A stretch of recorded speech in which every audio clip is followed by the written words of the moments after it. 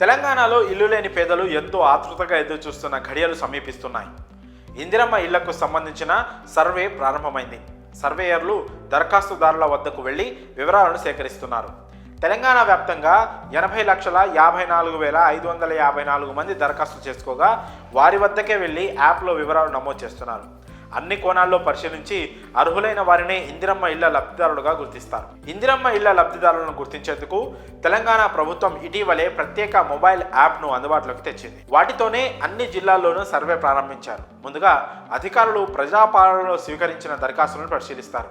ప్రతి అప్లికేషన్ను క్లుప్తంగా పరిశీలించి వివరాలను సేకరిస్తారు.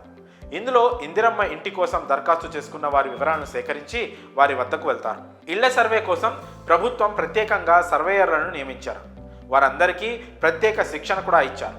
యాప్లో నమోదు చేయాల్సిన అంశాలపై అవగాహన కల్పించడంతో తెలంగాణ జిల్లాల్లో సర్వేయర్లు వివరాలను తీసుకుంటున్నారు. గ్రామాలు, వార్డుల్లో ఒకరోజు ముందే సమాచారం ఇస్తున్నారు. అధికారులు వచ్చే సమయానికి సంబంధిత ధృవపత్రాలన్నీ సిద్ధం చేసుకొని ఉండాలని దరఖాస్తుదారులకు సూచనలు జారీ చేశారు.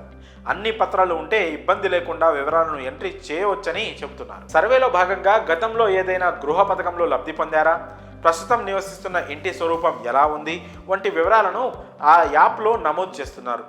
ఇల్లు నిర్మించుకోవడానికి భూమి అందుబాటులో ఉందా లేదా, స్థలం లబ్ధిదారుడి పేరు మీదే ఉందా, కుటుంబ సభ్యుల పేరు మీద ఉందా, ఇంట్లో వివాహిత జంటల సంఖ్య, ప్రస్తుత గ్రామ లేదా పట్టణంలో ఎన్నేళ్లుగా నివసిస్తున్నారు వంటి ప్రశ్నలను సర్వేయర్లు అడిగి తెలుసుకొని నమోదు అప్లోడ్ చేస్తున్నారు. లబ్ధిదారుల్లో వికలాంగులు, అనాథలు, ఒంటరి మహిళలు, వితంతువులు, ట్రాన్స్జెండర్లు, పారిశుద్ధ్య కార్మికులు ఉంటే వారికి ఇందిరమ్మ ఇళ్లలో ప్రాధాన్యం ఇస్తామని ప్రభుత్వం ఇదివరకే ప్రకటించింది.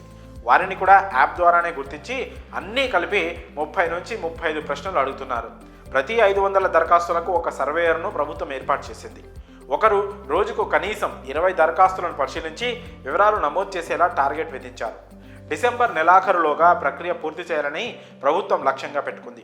మొదటి విడతలో భాగంగా సొంత స్థలం ఉన్న నిరుపేదలకు ప్రభుత్వం ఇందిరమ్మ ఇల్లు మంజూరు చేయబోతోంది.